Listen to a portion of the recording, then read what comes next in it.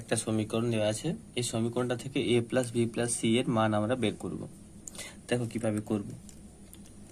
এখানে লসাগু করে নেব প্রথমে এইগুলোকে।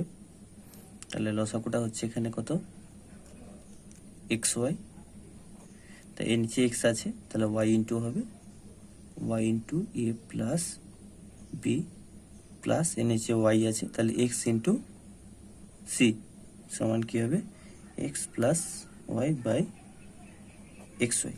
এক্স ওয়াই এখানে কি হবে, কেটে যাবে, কারণ X Y not equal two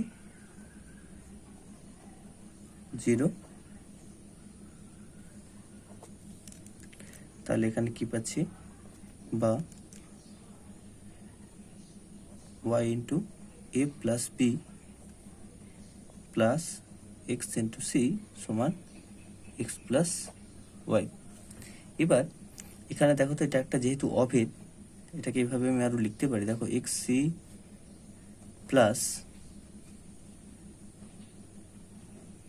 Y into A plus B সমান এক্স প্লাস ওয়াই। যেহেতু এটি একটি অভেদ,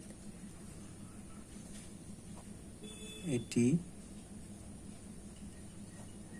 একটি অভেদ, তাহলে এর এক্স এর সহগ আর এর এক্স এর সহগ সমান হবে, আর এর ওয়াই এর সহগ আর এর ওয়াই এর সহগ সমান হবে।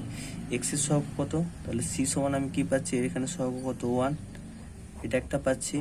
আর ওয়াই এর সহগ কি আছে, এ প্লাস বি ইকুয়াল টু এখানে কত হবে, 1 হবে।